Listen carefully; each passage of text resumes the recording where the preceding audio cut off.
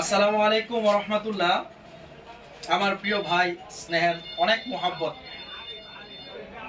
যেটা বর্ণনা করার মতো না। তিনি আমাকে একটা হাদিয়া দিয়েছেন। এটা শুরুতে লেখা আছে আল বারাকা শপ। দেখবো এটার ভিতর কি আছে। বিসমিল্লাহির রহমানির রহিম। আলহামদুলিল্লাহ, ভেরি নাইস, বিউটিফুল। এটা অবশ্যই আপনারা অনেকেই জানেন এটা কি, তারপরও বলে দিচ্ছি। এটা হচ্ছে ফিলিস্তিনের রুমাল বলা হয়। বর্তমানে যার মার্কেট উড়াদুরা চলছে, এমনকি সকল শ্রেণীর আলেমই এটাকে মোহাব্বত করে গলায় পেঁচাচ্ছে। আলহামদুলিল্লাহ। ভাই আমাকে কি উপলক্ষে দিলেন? ও আচ্ছা, যাক আলহামদুলিল্লাহ। আর এখানে এই যে আমার ভাইয়ের নিজস্ব কারখানা এটা বানানো, এই যে আল বারাকা শপ, সাথে সাথে নাম্বারও দিয়ে দিয়েছেন। আলহামদুলিল্লাহ। অন্যের থেকে ব্যবহার করেছি, অনেক চমৎকার লেগেছে। আমি একটু দেখলাম, খুব ভালো লাগে। আচ্ছা, এই ছেলে কয়টা ডিজাইন আছে?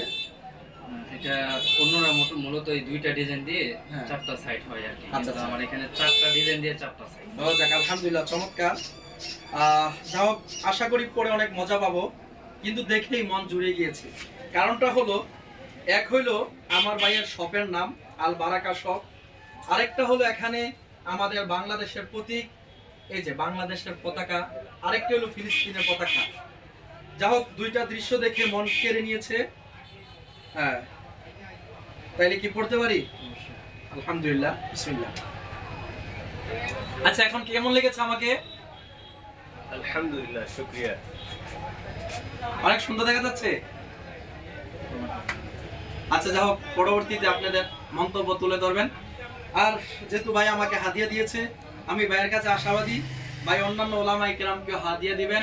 এবং আমি এতটুকু বলবো, এই ফিলিস্তিনের একটা প্রতীক হিসাবে, যাতে করে প্রত্যেকটা মুসলমানের কলবে যেমন আছে, সাথে সাথে তার শরীরের ভিতরেও মোটামুটি এটা পরিধানে একটা বস্ত্র হয়ে যায়। সকলে ভালো থাকুন। পরিশেষে আমার ভাই শেখ জাকারিয়া সাহেবকে আন্তরিক মুবারকবাদ দিয়ে বিদায় দিচ্ছি। আসসালামু আলাইকুম ওয়া রাহমাতুল্লাহ।